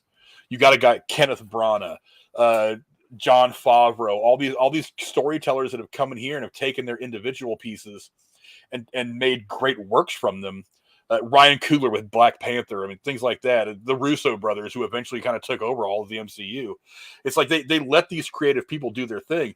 The important part is that Dan Lin is one of those people that I think wanted to let the creatives do their work. So that's the important part for me is you got to let these people create the stories. Let the people who are passionate about these projects, passionate about these characters and their backgrounds or lineage, where they come from, let them create these stories. And that's what you're really looking for. You're not looking for the name. I mean, because Kevin Feige, while a name before Marvel, was not Kevin Feige. It's like now we say Kevin Feige and everybody kind of like, they get a little weak-kneed because they know what he's built. But I mean, back then he was just a guy who had produced a lot of movies for Marvel. And so he had a deep understanding. There is nobody who has that kind of deep understanding of DC that I can imagine. I mean, maybe Christopher Nolan, but I mean, all he's ever done is Batman. Yeah. And you're not talking about him coming back to continue his Batman. You're talking about him coming back to 2 other Batmans who aren't the Batmans that he created. Right. So, or maybe 3 even. Who the hell knows? We don't. I mean, after Batgirl, we don't know what Michael Keaton's future is going to be. How much we're actually going to see him on camera again as either Bruce Wayne and or Batman, his variant anyway. Robert Pattinson, just Ben Affleck come back at some point. I mean, is there going to be some form of Batman in this Joker sequel? I mean, who the hell knows? But so you're not asking him to come back and do his Batman again. No, because Bruce Wayne was apparently like a 6-year-old child. Yeah, but they could take the Fox route with the X-Men and be like, continuity, schmontinuity. Who cares? Sure, 5 years have passed, but now we got a 30-year-old Batman, so who cares? And then like 70-year-old Joker, like what the hell? Hey, whatever. I think having 25 different variations of your character going at one time is stupid anyway, but that's just me. But yeah, who can you really call in? I mean, yeah, there are people out there in the industry that I probably don't know their names or off the top of my head that could probably come in and do it, but this is a big job. I mean, because it's DC, for crying out loud. You have the two best comic book characters ever in Batman and Superman. Yes. They haven't been very well handled. They've been handled a lot. Like you said, there's how many people have played them? How many versions of them are there? I mean, it occurs to me, and I'll throw this out there. I don't think this is going to happen. This is way outside the box. Well, throw it on the wall, see if it sticks. The Russo brothers have not agreed to go back to Marvel or Disney.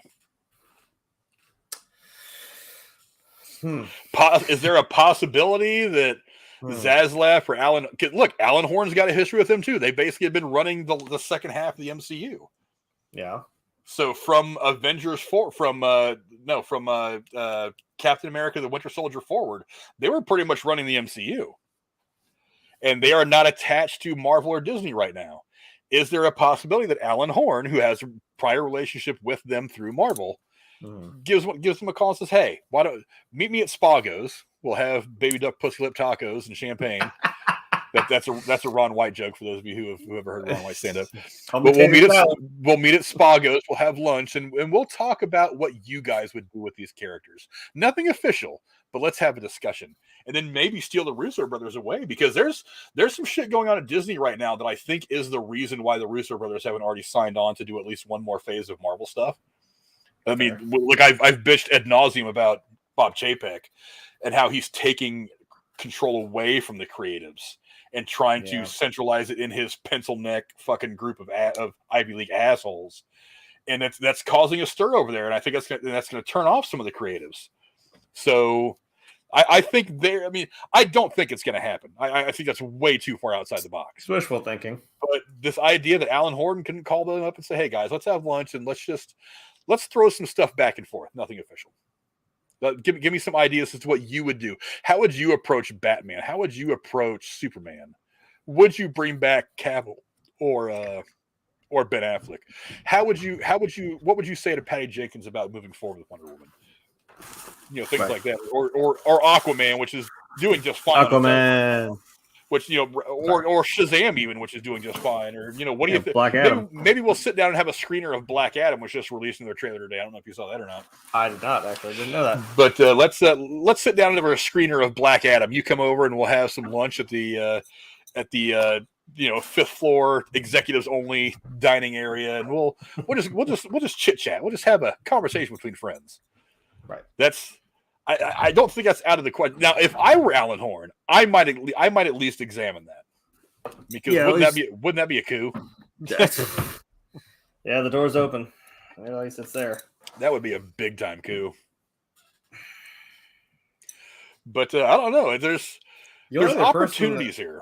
The only person I know that's gone and done something from Marvel to DC was Gunn.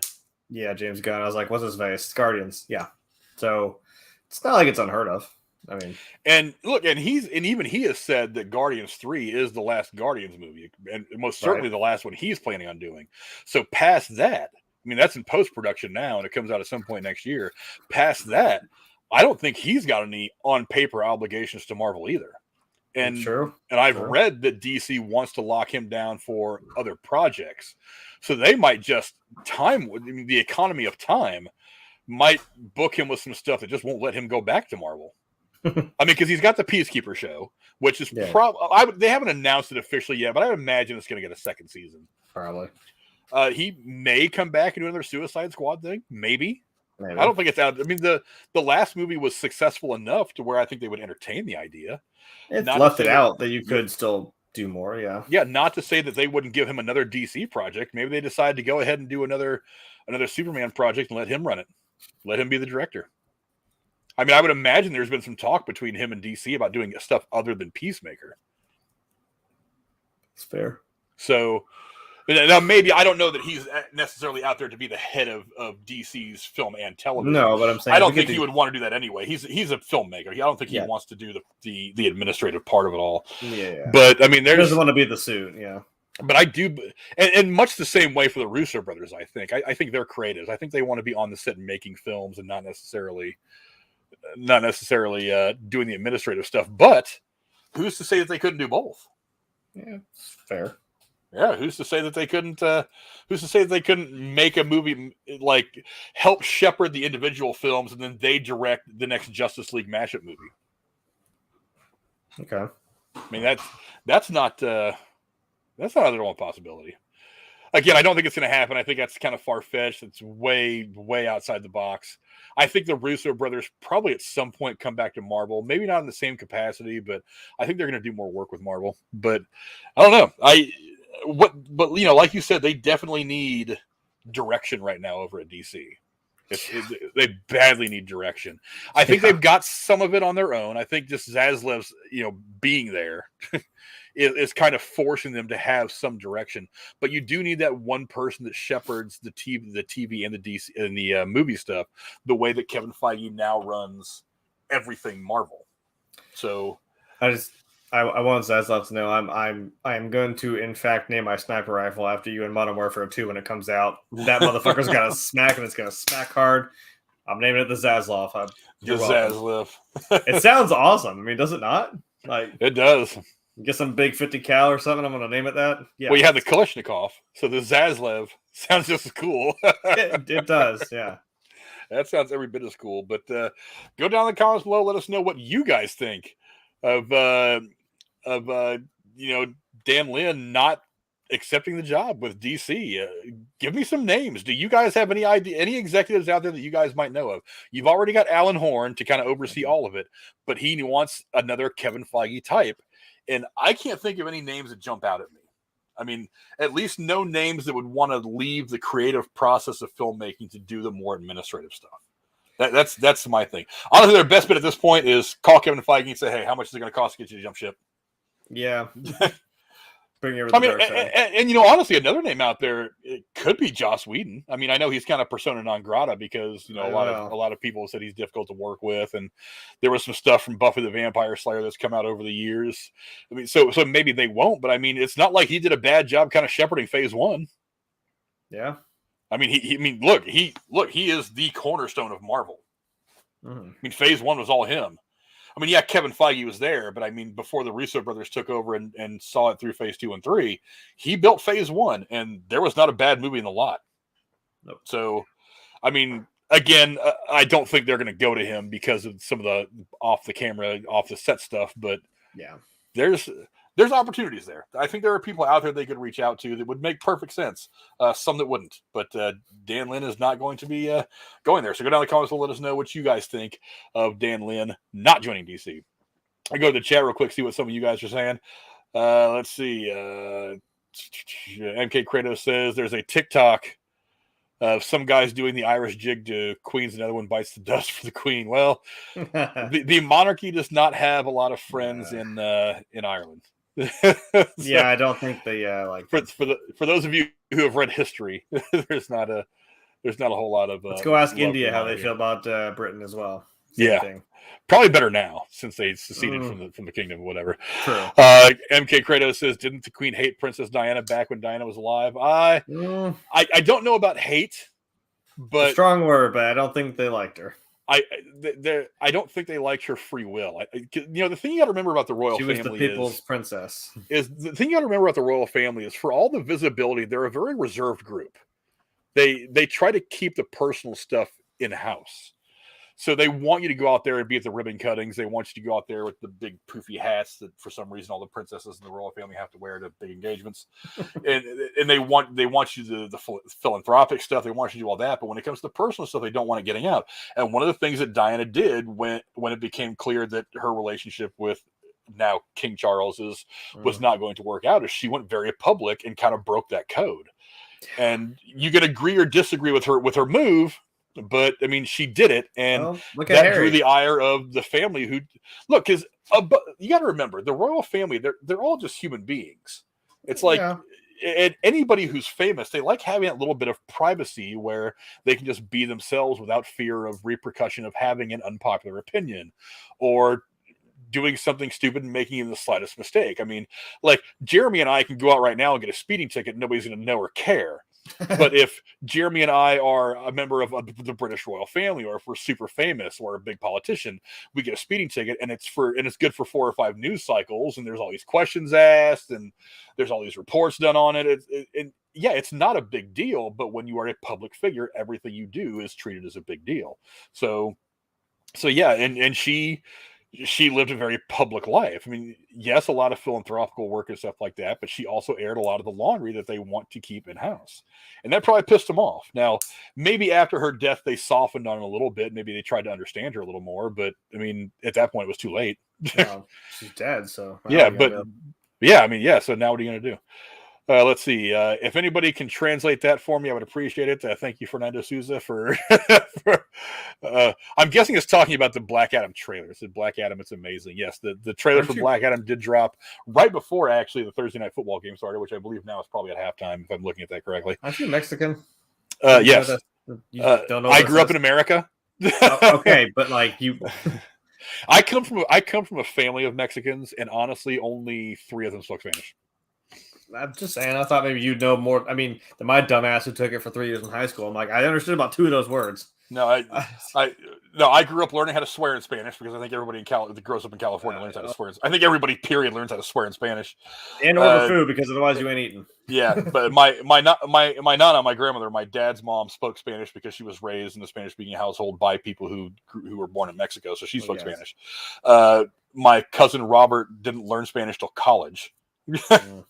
And my Aunt Doris, who ran my family's business for years with a lot of Latinos working for the business, she learned Spanish as she went, but I'm pretty sure that since that business is closed and they've gone on to other endeavors, so she hasn't spoken a word of it since. So yeah, there's 3 people in my family that I know of that can go to Mexico and communicate with people. Me, I would need Google Translate or a translator. You were the one right there. I couldn't do it. Yeah, but yes, the Black Adam trailer did come out. It came out right before the Thursday night football game. Actually, it came out right just a few minutes before we went live. Okay. And the trailer looks pretty interesting. You get a really good look at Atom Smasher. Okay. There's one scene where you get a really good look at him. So I'm interested. I'm interested in what that movie brings. Let's see. MK Kratos says Pete Davidson is in this GameStop movie. That's all I need to hear to not care about this already.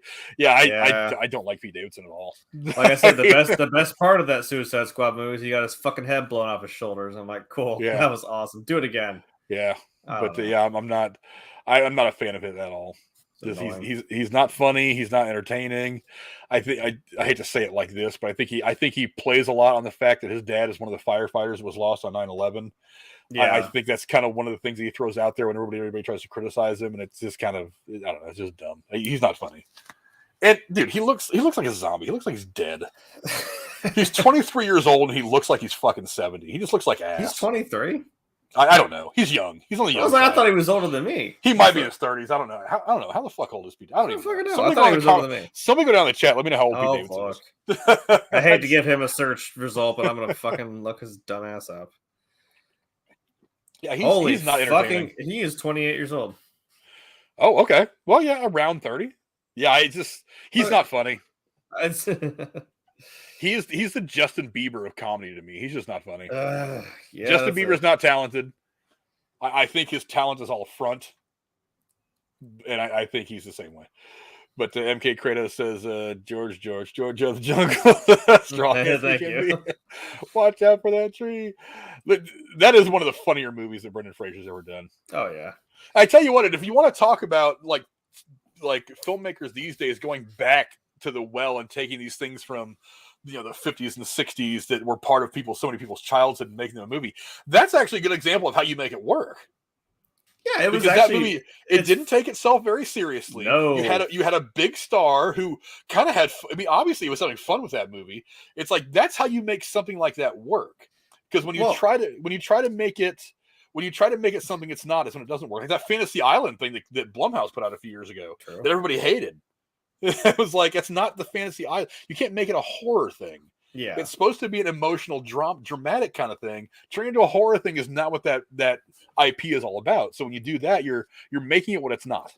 I mean, it really had three big actors. I don't know maybe at the time, but like, yeah, him, Thomas Hayden Church, and Leslie Mann. I mean, shit, it's still, you got goofy shit like he's fourth wall breaking. He's doing, there's like goofy sounds. I mean, shit, the apes know how to all play like instruments and shit, and the narrator even breaks the fourth wall, like talking to them and whatnot. It's like, it's just a fun time. Like, how do you not enjoy this movie? Yeah, it's hilarious. But let's see. And BJ, your dear mother, said that she's glad for him. I'm pretty sure she was talking about Brenden Frasier and his comeback. Me too. Yes. I mean, look, like I said, I mean, of all the people that you hear about that they're famous, they live their life publicly. I mean, it seems like at one point or another, even the ones that are generally speaking kind of low key tend to find themselves in trouble every now and again. But it's like, look, you know why a lot of people like Sandra Bullock? Yeah, Sandra Bullock. She lives in Austin. She doesn't leave her fucking house. She makes her movies. She goes home and hangs out with her kids. That's it. Yeah. She's dated other movie stars. She's been there. No thanks. I just want to go out on my land in Texas. I want to hang out with my kids. I just want to go live a normal life. I'll go make these movies because I'm an artist and I want to do it and it's my passion. But in my personal life, I am just me. I'm existing in my world and that's it. I think even JDM does that. Jeffrey D. Morgan, like he runs a ranch with. I mean, his wife's also an actress, Hillary Burton. Like they just do their own damn thing in their town and on their ranch. They raise their kids and have fun, but they go out and they fucking make their Henry Cavill shows. Yeah, he plays fucking video games. Yeah, have you seen the videos of him like building his computer and stuff to play Warcraft? Yeah, and he sits there and paints. Paints his fucking figures for Warhammer. I'm like, I'm going out there. I'm doing Superman. I'm doing Enola Holmes, playing Sherlock. I'm doing this, that. I'm gonna go stream later. I'm playing some fucking WoW. I'm just painting my shit. I'm keeping to myself. I'm just, right. I'm being a husband. I'm being a father. I'm doing my thing. I'm trying to live a good life. We need more of that. That's the example everybody should go. I think Keanu Reeves even does it. He just kind of does his own thing and doesn't really do any extravagant. He just does his movies and then. There was a video I saw. Oh, happy birthday to Keanu Reeves, by the way. I think just last week he turned 50-something. Yeah. Woo! But nice. Yeah, there's a video that somebody had put on TikTok or Twitter or something like that. They were at a stoplight in LA and he just rolled up next to him on a motorcycle. And they noticed him and somebody pulled out their phones, they were recording. They're like, "Hey, Keanu," and he kind of leaned down and was like, "Oh, hey guys, how you doing?" And gave him a little minute on camera just to say hi to him. I was like, that's the example. He seems really cool. Be more like him. Be these people. September 2nd. Yes, that was his birthday. Yes. How old is he now? He's 50-something, right? 58. 58? Jesus. Are you kidding me? Right. That man doesn't age. I'm telling you what. He's 12 years older than me, and I look 30 years older than him. Dude, fuck Keanu Reeves. I can't like him anymore. Well, to be fair, are you going around like John Wicking like everybody in a movie? Like no. That might be why, but I don't have the time to work out the way some of these guys do. I would love to go to that gun range that he goes to in LA and go through all yeah. That's, God, you've seen the videos of him doing that shit, right? Yeah, Terran Tactical. Yeah, you've seen the videos of him rolling through that shit, right? That's no joke. Oh my God. I wish I could just go. I would watch once. I would watch out on a loop. I would love to go just shoot there. Just fucking spend a day out there, have him teach me some shit. Oh, it'd be a fun time. Absolutely. EJ news updates. What's going on, EJ? It says, "Rest in peace, Queen Elizabeth II. My mom met her when she was young." Wow, that's crazy. I would love to have met her just once. Cool. Yeah, definitely. It's. I had heard something earlier today because as I was on my way into work this morning about 8:45 or so, I was listening to some of the reports coming in because that was when she was. There were obviously the doctors were watching her close. They had called the family in and all that. And somebody had said something that somebody can fact check this. I don't know if this is true, but something like 80 to 82% of the population of the planet has only been alive through her reign as queen. And I'm just like, damn, that is insane to think about.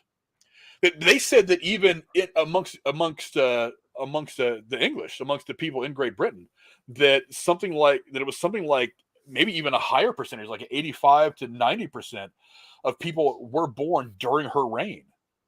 Yeah, like she had been the sovereign for so long that most people did not live a day without her as the queen. It's mind-boggling. There's a video that I have watch listed on YouTube. It's Queen Elizabeth's reign by the numbers. I mean, and I haven't had a chance to watch it yet, but we're going to be talking about this on Derailed Sunday. Drew's already made that pretty clear, and so I'm going to look at that. But I would imagine some of those numbers are going to be wild. I saw someone on TikTok talking about it. Some numbers to throw out there pertaining to her time over there, and it's kind of fucking wild when you think about it. Yeah, I don't remember all of them, but my God, the first U.S. president that she met was Dwight Eisenhower. Yes, right. That guy's been dead for 100 fucking years. I mean, it feels like it anyway. I mean, that guy died before most of the people in our peer group were even born.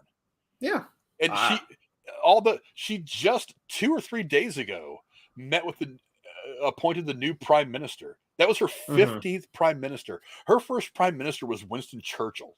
Yeah, I was like, she knew Churchill too. Like, Jesus Christ. And I'm just like, God, she was really the last big connection to the greatest generation of human beings on this planet, the World War II fighting generation. She had a direct connection to that world, which so many people, and me unfortunately even, can only see on TV, can only read about it on paper. Like that connection is now gone. And I've talked a lot about, and other stuff about, we're losing World War II veterans. Like, we're down to really just a few hundred. Yeah. World War II veterans still alive. And that generation of people are going to be gone. And hear these stories now, because once they're gone, they're gone. They've drifted off into the universe, and we'll never have that wisdom again. But BJ said, when she died, the people were upset that the Queen did not meet the people on the street. Yeah, talking about when Princess Diana passed away. Yeah, that was. I think even the Queen. I think even the Queen over the years said that she did not handle that.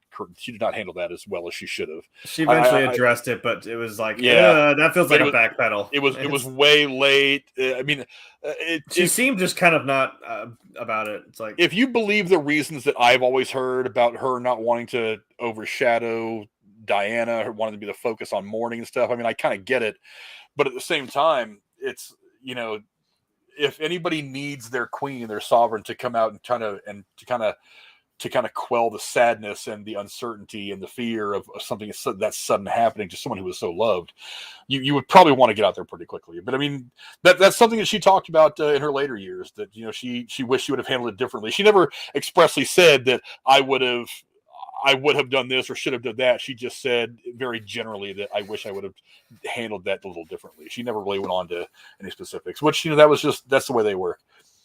Let's see. Yeah, the Prime Minister talked to Queen into going out to meet the public. Yes, it was a conversation with Tony Blair. Was it Tony Blair? Yeah, I think it was Tony Blair was the Prime probably, Minister. Yeah. But BJ says it took 3 days to go out there, and that's a long time. That's a long time to mourn without the person who you would count on to be your leader in a moment like that. Yeah.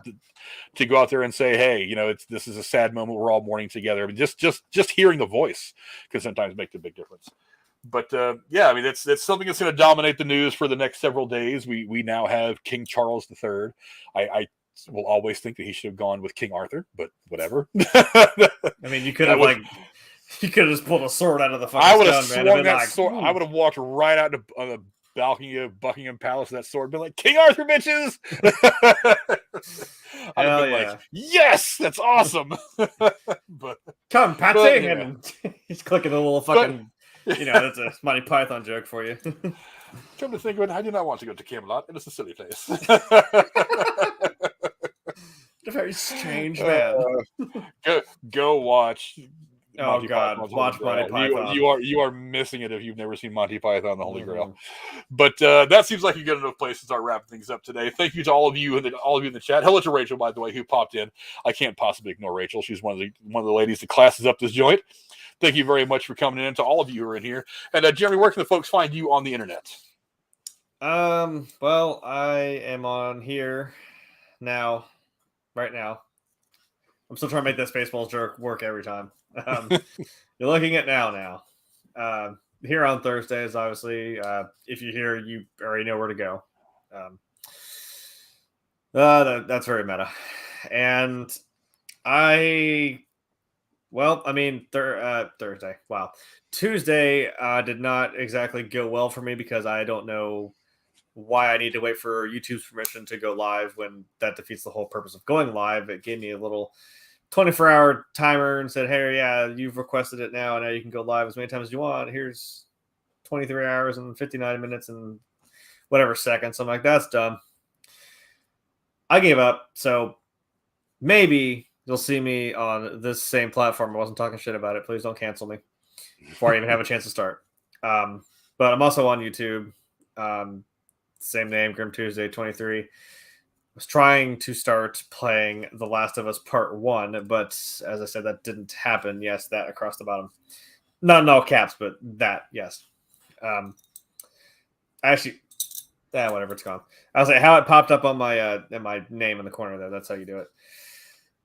Because I kind of wanted to just maybe record that, kind of like how we do this show here. I mean, I put out a hilarious, GIF of Mrs. Doubtfire, like, my first day as a woman and I'm already having hot flashes. Like, my first day as a streamer and nothing has gone right. God damn it. So, swing and a miss, but maybe by next Tuesday I'll actually have something out there. I'll, record it and actually maybe put it on there. And if I figure out what the audio issue I was having was, not just the fact that it wouldn't let me. But there's that. I will still keep your eye on Twitch. Same name again. Maybe I'll do COD seems more of like a streaming kind of game. So maybe I'll do some Modern Warfare 2 with that. Still in talks with some stuff with Brooding Gamer, of course. Hope he feels better because I want to get these projects going. But hey, your health comes first. Yeah, yeah, for sure. I mean, I want to be even though we know Harrison Ford was out there sicker than a fucking dog, we still shot that guy in the face with the head of the sword. So, but whatever. We're not trying to be Harrison Ford. And I might have something going on with Tinset and with Rachel as well. We had a kind of cool analog horror type idea we were throwing around. But and I'm on Twitter. You can come follow that. That's for pretty much all the updates or whatever stupid shit crosses my mind comes from. So, as for me, you can find me here. Oh, what do you got? What else you got? Oh, wait, yeah, my mom always got me in line. I mean, I might as well just plug Rachel stuff. She's on Wednesdays. Sorry, she's on Twitch on Wednesdays doing Saints Row. My bad. I feel bad for dropping the ball there. Sorry, Rachel can punish you later. Okay, I will leave that there. Don't make fan art. Don't be weird. I know this is the internet, but it's probably already happened. Probably. Yes. As for me, you can find me here every Thursday with my awesome co-host talking about all the stuff going on in the world of television, movies, streaming, entertainment, period. You can also find me on Sundays over at the Derailed News and Podcast. I think this Sunday we're going to be having a little bit of a 9/11 discussion. Of course, we'll be talking more about the passing of the Queen. As far as later on tonight, you can actually find me again on here live. I don't know exactly what time yet with Connor from the Horny Goat, as we'll be breaking down episode 4, episode 4 of She-Hulk. Again, the series really again. It's middling. I stopped at episode 2. Getting there. It's not quite getting there with me. I got to say, I'm not disappointed. I don't hate it, but it's not quite getting to where I want it to. Aren't there like 6 episodes in this? Yeah, and we're already through 4. Well, you better stop saying every week. Yeah. Hey, to get there, it's not up to me. It's up to them. They have to make me not want to say I know. I'm saying it better get there then. If every week I hear again, like, yikes. Hopefully, it was a funny episode for sure. There was definitely good comedic notes in this, especially with the one girl who spells her name funny, but the Y. I'm going to tell you where. It's not where you think it is. If you saw the episode, you know. You didn't see the episode. You don't know. No, I don't know. I probably don't want to. But you can find me on here later on with Connor from the Horny Goat as we break down episode 4 of She-Hulk. And as for that, I think that wraps it up for tonight. Come back next week where we talk about whatever craziness happens in the next 6 or 7 days. Thank you very much for joining us, and we'll see you guys later. Adios. See ya.